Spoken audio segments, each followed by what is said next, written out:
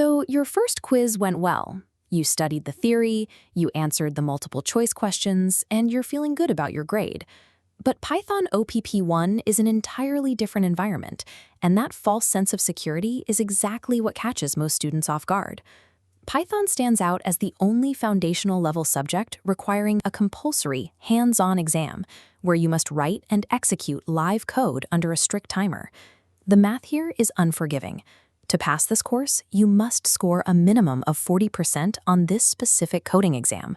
That rule applies even if you absolutely aced Quiz 1 or maxed out your end-term score. If you drop below that 40% threshold, your high theory scores mean nothing. You will be forced to either take a re-OPP or worse, repeat the course from scratch. That means wasting a full academic term on a single hurdle.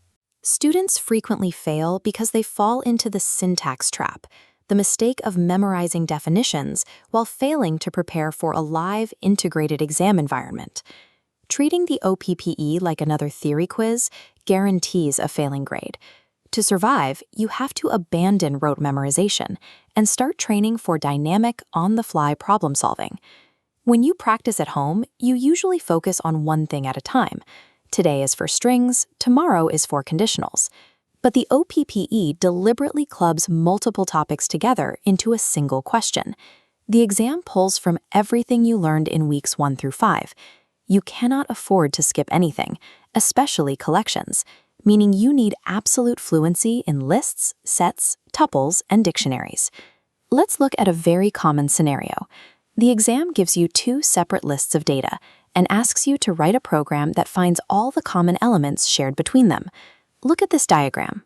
If you try to solve this by writing basic nested loops, you create a tangled mess that takes too much time to execute. There is a faster approach called typecasting, converting data from one type to another. Step 1, we take our original lists and convert them into sets. Step 2, apply the built-in function intersection. Python isolates the overlapping data points. Finally, step 3, we typecast those isolated elements back into a single list.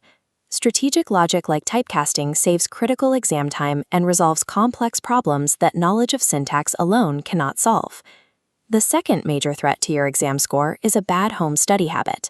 When your code breaks at home, the easiest reflex is to copy-paste the error into ChatGPT, let the AI find the mistake, and move on.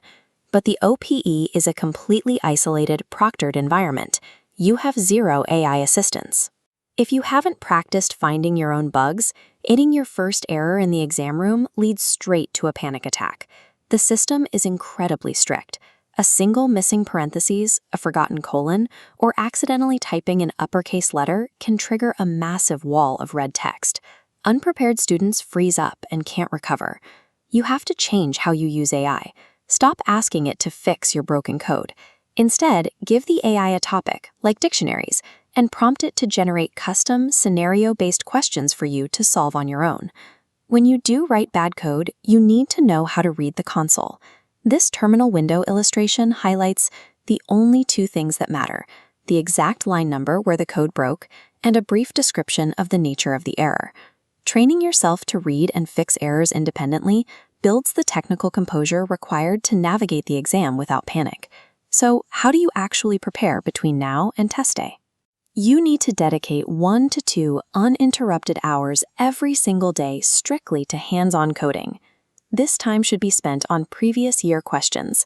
Reading code on a screen does nothing. You have to physically type out the solutions to build muscle memory. If you need to lock down your foundational syntax, we have a completely free, week-by-week deep dive playlist on this channel that breaks down the concepts you need to know. And if you are struggling with the logic side, if you know the syntax but don't know how to break a complex question into parts, we have a paid OPPE1 mentorship batch linked in the description below, where we guide you through that exact process. The Python OPPE is a tough hurdle, yes. Step away from the AI, master the topic combinations, put in daily keystrokes, and easily clear that 40% mark to secure your academic term.